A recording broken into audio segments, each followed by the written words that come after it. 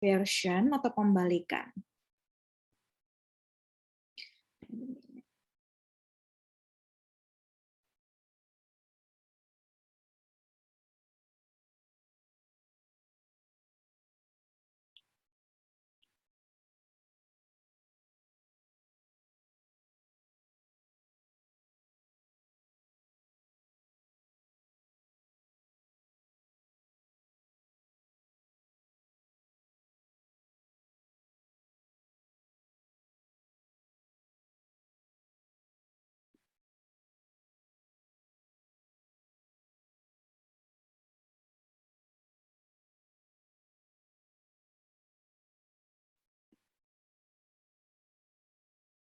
Oh iya Rifka, nggak apa-apa. Saya mau ini Rifka, saya masih persiapkan materi Rifka.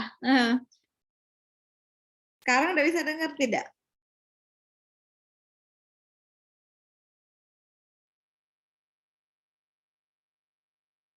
Gimana Rifka? Udah bisa dengar saya?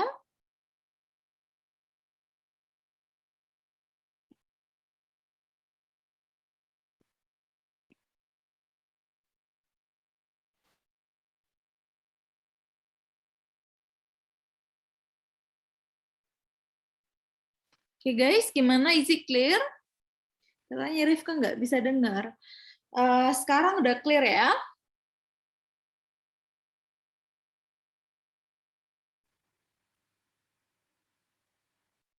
Oh, clear ya, oke.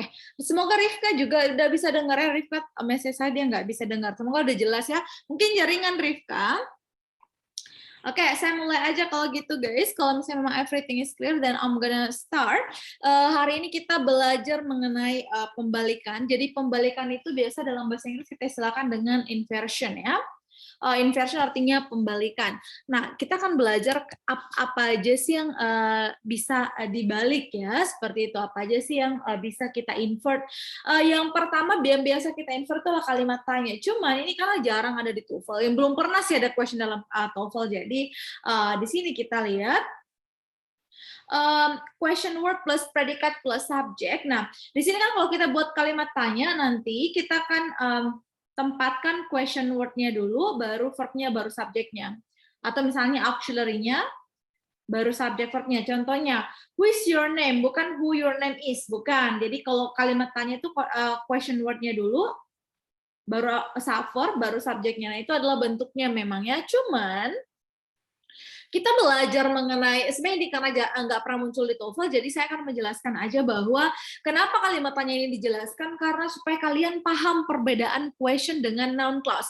Karena apa? Kalau kita berbicara masalah kalimat tanya itu mirip dengan noun clause kan, menggunakan misalnya contohnya seperti ini. I don't know what I can do to help you. Jadi kalau noun clause kan adalah konektor subject verb, ya kan? Tapi kalau kalimat tanya konektor auxiliary subject verb. Nah, ini berarti kalimat tanya. Tetapi kita kan kalau membuat kalimat, membuat statement, kita gunakan noun clause.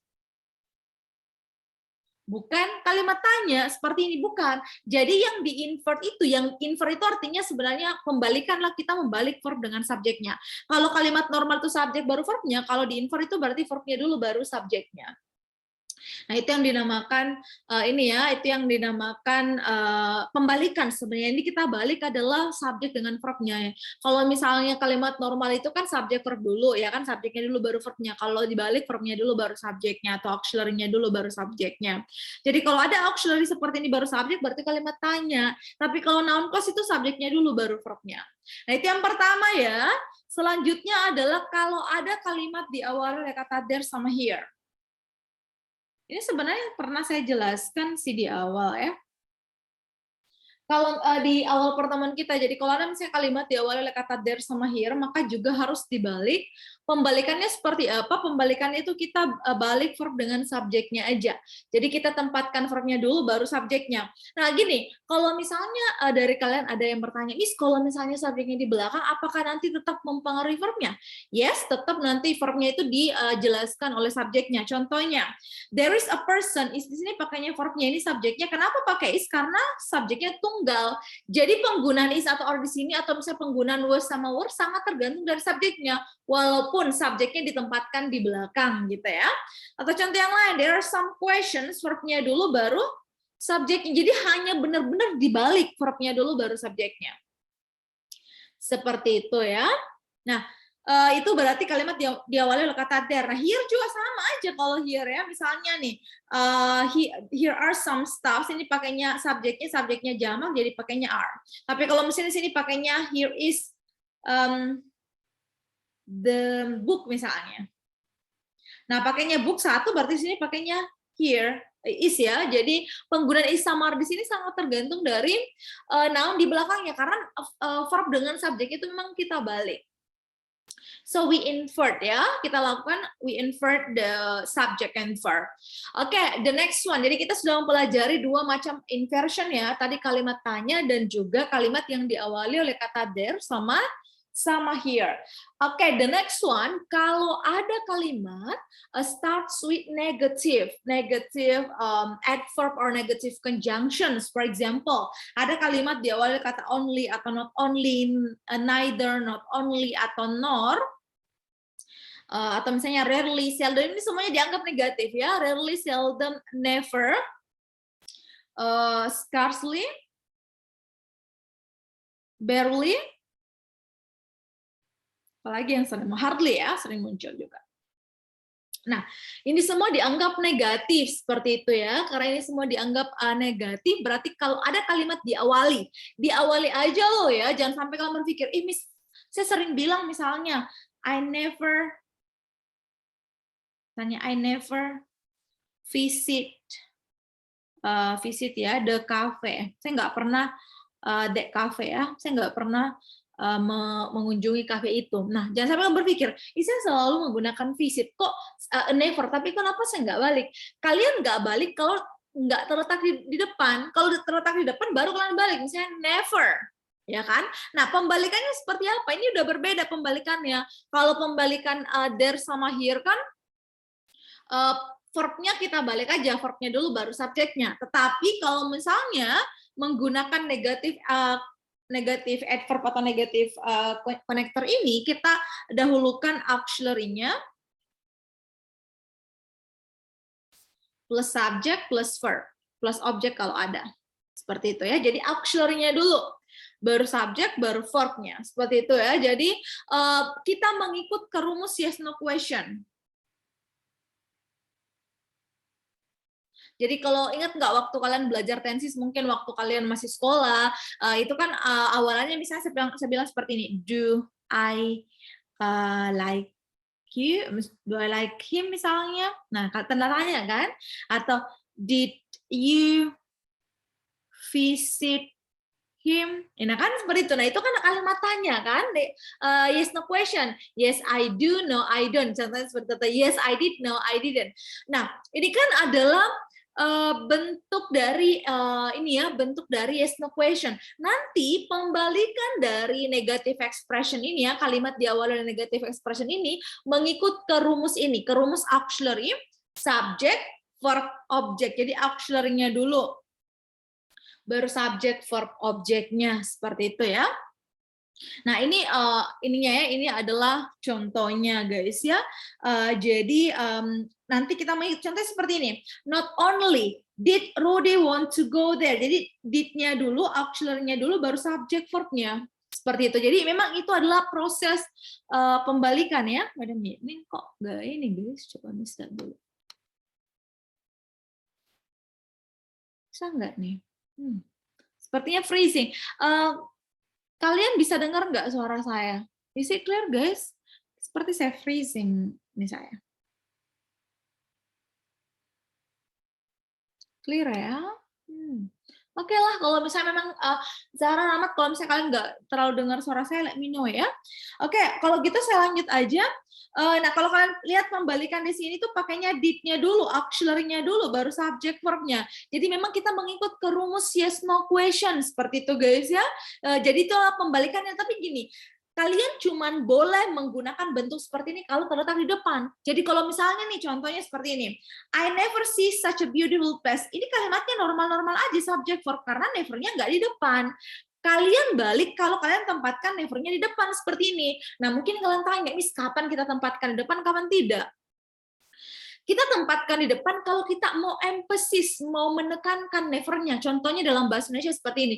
Tidak pernah loh sama sekali saya melihat tempat seindah ini. Kita mau menekankan tidak pernah nyemak, berarti kita tempatkan di depan. Tapi pada dasarnya kalau kita cuma mau bilang saya tidak pernah melihat, jadi kalau di tengah-tengah kalimatnya normal aja, saya tidak pernah melihat tempat secantik ini, misalnya seindah ini. Tapi kalau kalian menekankan nevernya, tidak pernah sama sekali saya melihat tempat seindah ini, maka kita tempatkan nevernya di depan. Jadi sebenarnya penggunaannya itu kalau dalam penggunaan itu sangat tergantung dari makna kalimat yang ingin kalian sampaikan. Cuman karena kan kalian siswa TOEFL ya, siswa TOEFL itu yang penting kalian harus mengerti aja kalian harus mengerti aja bentuknya. Jadi kalau ada kalimat diawali oleh negatif ini berarti harus dibalik. Pembalikannya seperti apa? Pembalikannya mengikut ke rumus yes no question. Tapi kalau tidak terletak di depan jangan dibalik. Nah, ini juga berlaku untuk misalnya only sama not. Jadi kalau misalnya only sama not biasanya diikuti oleh preposisi atau conjunction. Kalau preposisi tempatkan objeknya dulu, setelah preposisi kalau conjunction tempatkan subject verb objeknya dulu. Belum dibalik ya, yang kalimat di belakang conjunction ini jangan kalian balik dulu. Yang kalian balik itu adalah kalimat setelahnya. Baru auxiliary, subject verb. Yang ini di belakang konektor ini jangan dibalik dulu. Ini baru dibalik ya di sini ya, auxiliary subject verb object. Kalau ada preposisi berarti objeknya dulu, ya kan? Objek preposisinya dulu. Kalau konektor subject verb objeknya dulu, jangan dibalik dulu. Yang dibalik itu berarti kalimat utamanya, kalimat yang di belakang ya. Contohnya seperti ini. Only after I finish my homework, did I get permission to play with my friends?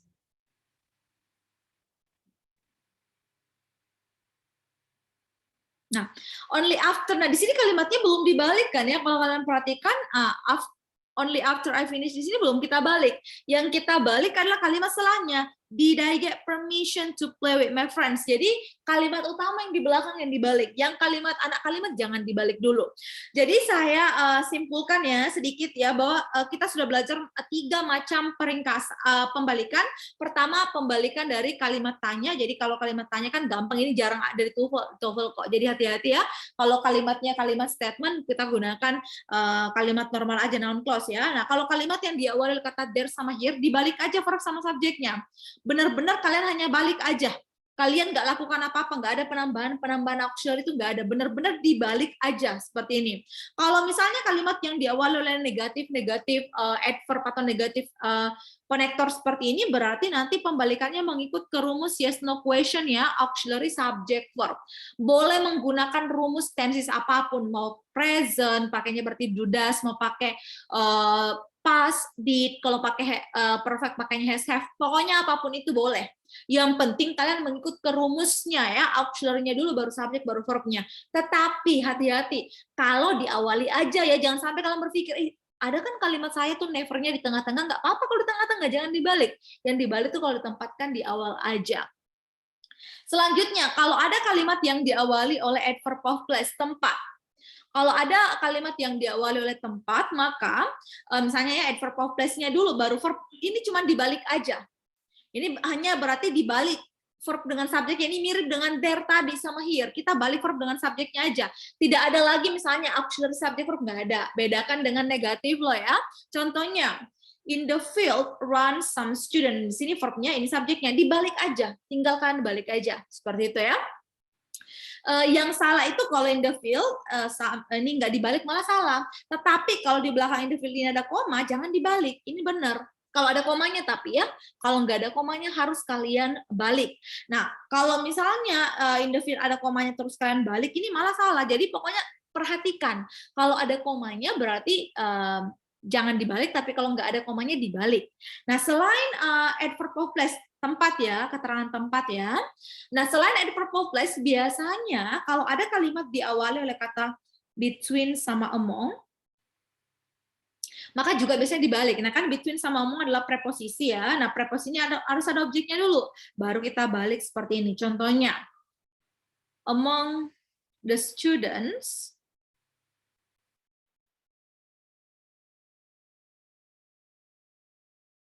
among the students is the victim.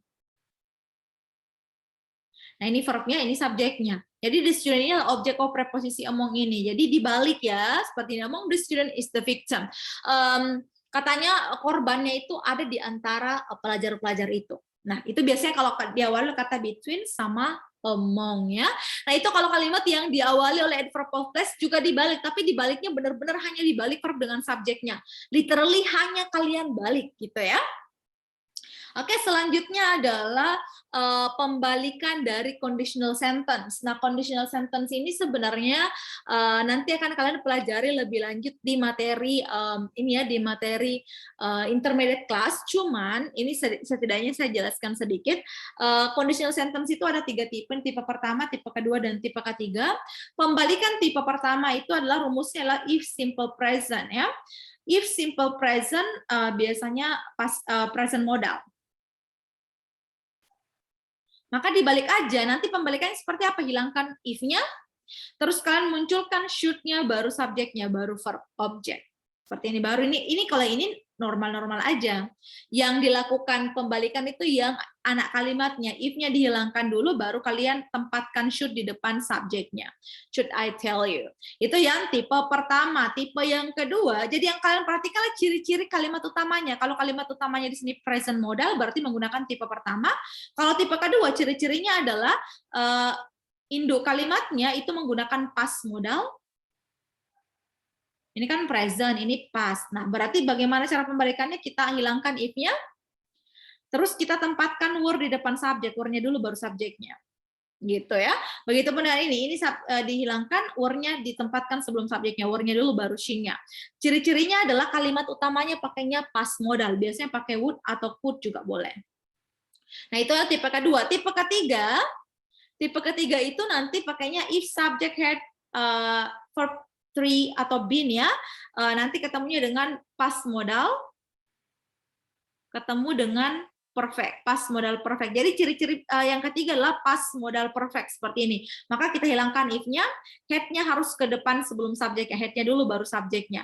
Jadi perhatikan aja ciri-cirinya, bahwa kalau ciri-ciri bentuk pertama itu menggunakan present modal, ciri-ciri yang kedua past modal, yang ketiga menggunakan past modal perfect. Gitu. Jadi past modal perfect gitu ya untuk ciri-ciri ini ya, ciri-ciri yang tipe ketiga. Nah, bagaimana tipe pertama?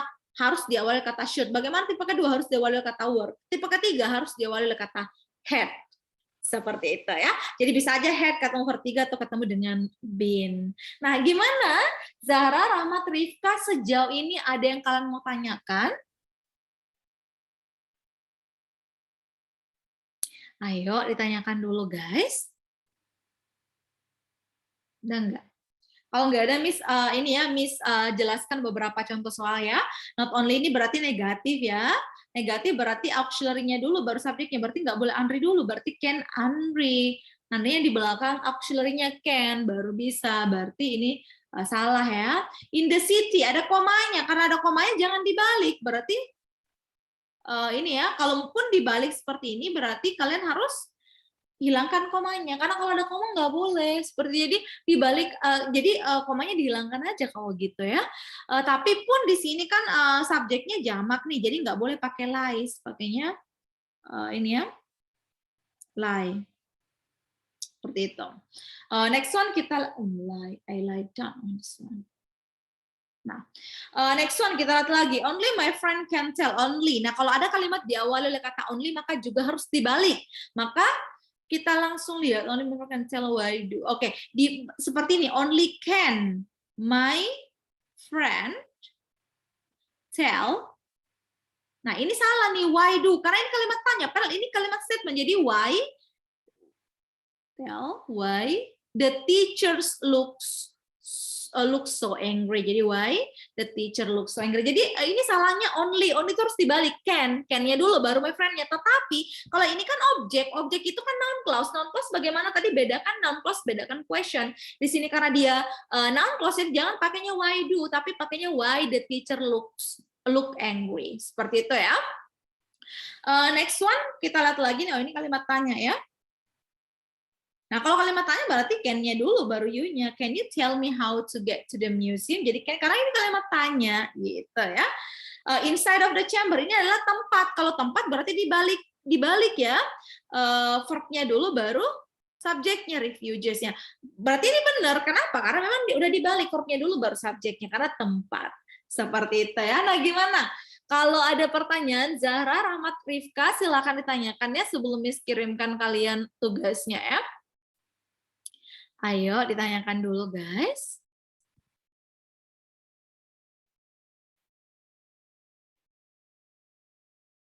Nggak ada pertanyaan, aman ya? Oke, kalau nggak ada pertanyaan, coba kalian kerjakan kalau gitu exercise-nya ya. Silakan everyone.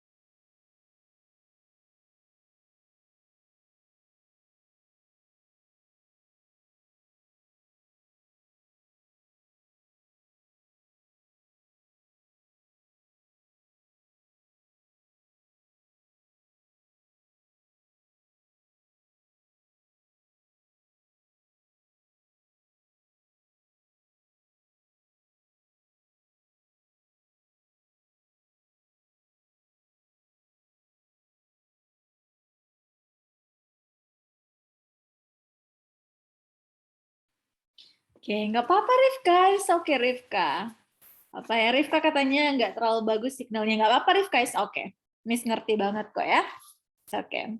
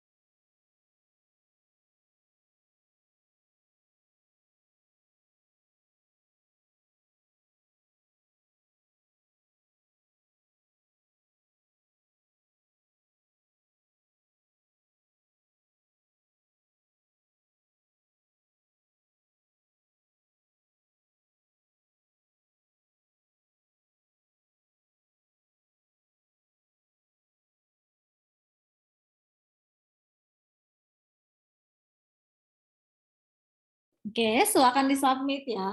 Misalkan mulai menjelaskan.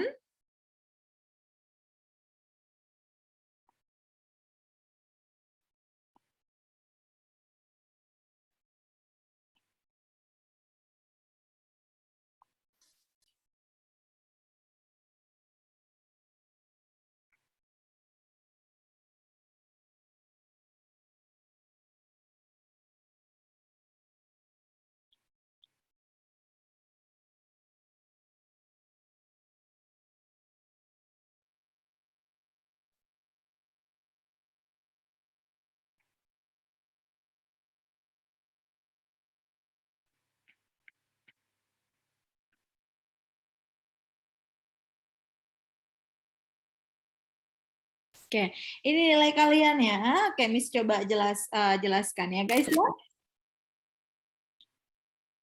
Oke, di sini ada kata deep cornel. Ini berarti konektor, subject, ini verbnya ya. Berarti ada pembalikan di sini. Kalau ada pembalikan berarti pasti negatif ya. Berarti ini bukan negatif. Jadi jawabannya antara alpha dengan bravo. Karena kita mentok di dua jawaban ini, yang paling memungkinkan not until ya. Next one, kita lihat lagi ada kata not only. Berarti kalau ada kalimat di awalnya kata not only, kita lihat dulu. Berarti auxiliary subject. Ya, nah di sini ada noun. Berarti auxiliary-nya yang boleh kan kalau pakai did harus ketemu verb one. Ini bukan verb one, salah. Kalau ini kan bukan ya, ini duduk pun harus ketemu subject verb one. Ini bukan verb one noun, tapi yang paling mungkin kan berarti adalah alpha ya. Auxiliary to be ya, subject dengan to be ya, maksud saya to be subject dengan noun. Karena kalau pakai to be seperti are, itu boleh diikuti oleh noun, boleh diikuti oleh adjective dan adverb ya. Next one kita lihat lagi not until, ini berarti diikuti oleh subject verb. Saya bilang tadi bahwa kalau diikuti oleh subject verb seperti ini jangan dibalik dulu.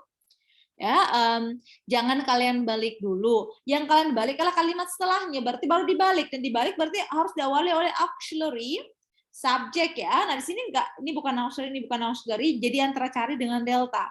Auxiliary subject verb, auxiliary subject verb. Tapi di sini kita berbicara masalah fakta. Fakta nggak mungkin pakai continuous, yang paling mungkin kan berarti pakainya delta ya, pakai present, simple present. Ini auxiliary, ini subject verb, berarti ada auxiliary subject verb, berarti kita balik ya, ada pembalikan, maka di sini harus negatif. Yang paling negatif ini kan cuma Charlie, sudah answer is Charlie, karena ini kan bukan negatif nih. Sudah answer is Charlie guys ya. Next one scarcely, scarcely ini berarti negatif ya, negative expression, berarti kita lihat dulu nih kebetulan diikuti oleh preposisi objek, berarti baru kita balik di sini auxiliary subject. Ini auxiliary, auxiliary, auxiliary. Oh, ini juga auxiliary ya. Oke, kita lihat lagi.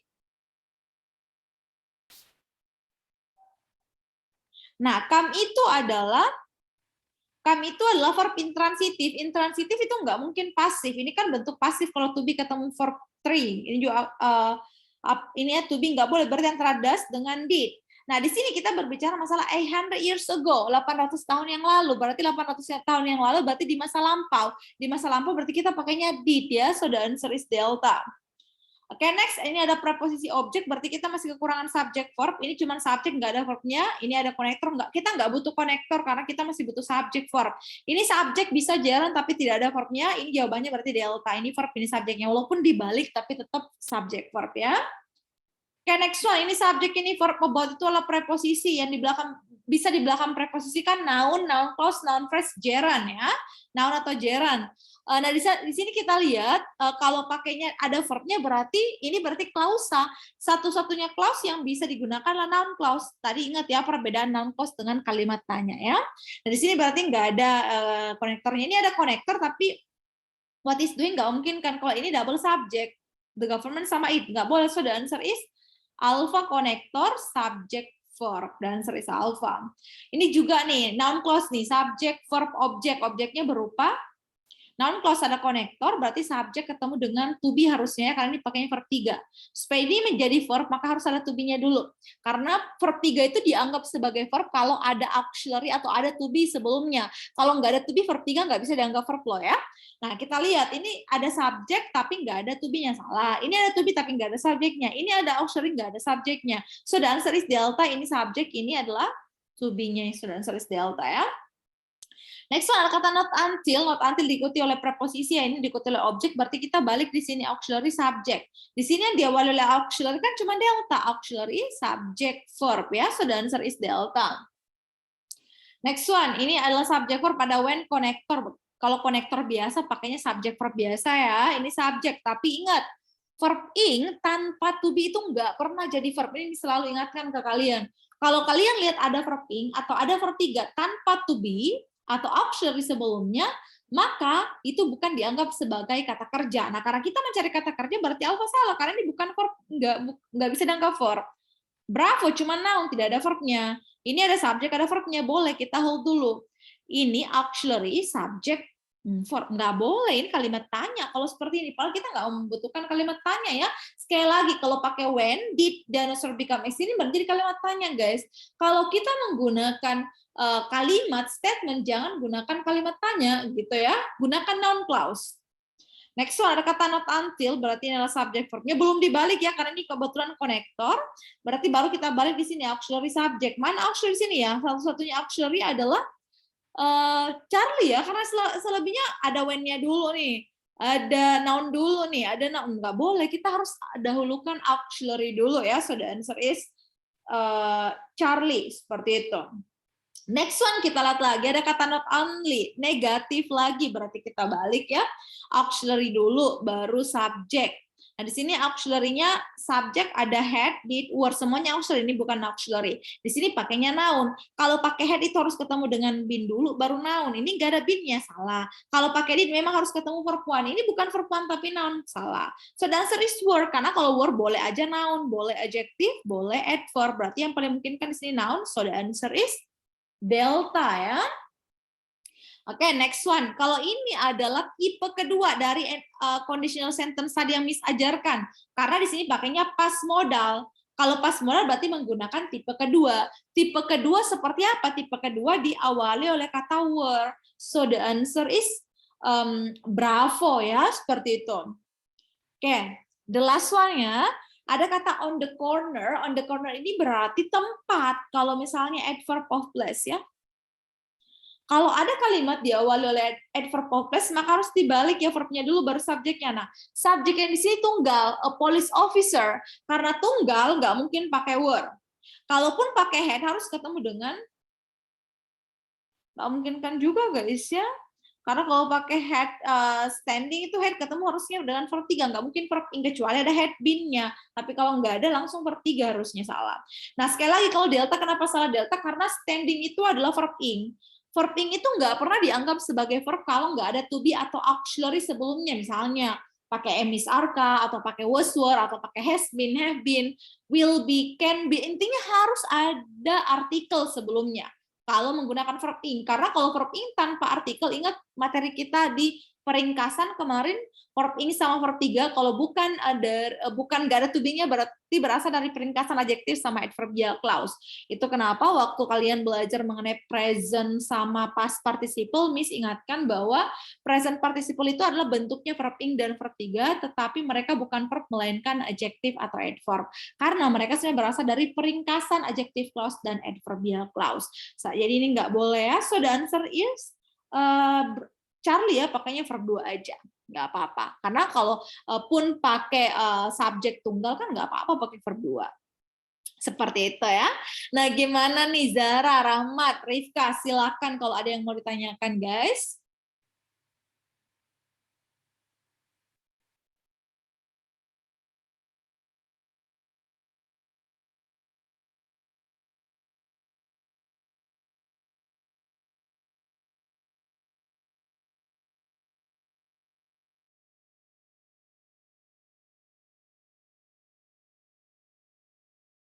Ini nggak ada pertanyaan, aman ya?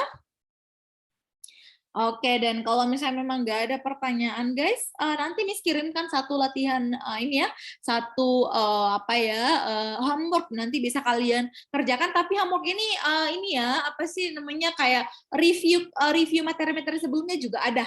Jadi nggak banyak kok, cuma 6 nomor kalau nggak salah. Cuman campur-campur ininya, campur-campur isinya materinya. Nah untuk besok Miss akan ajarkan kalian tips dan triks untuk listening sama reading ya. Jadi besok Miss akan mengajarkan mengenai reading sama listening sedikit dulu.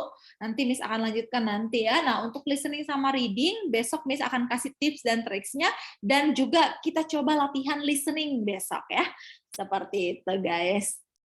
Nah, kalau emang gak ada pertanyaan, Zara, Rahmat, Arifka, I think that's all done for today, guys. Semoga everything is clear ya. Thank you so much, everyone, for joining the meeting. See you tomorrow. Thank you, Miss. My pleasure. See you all.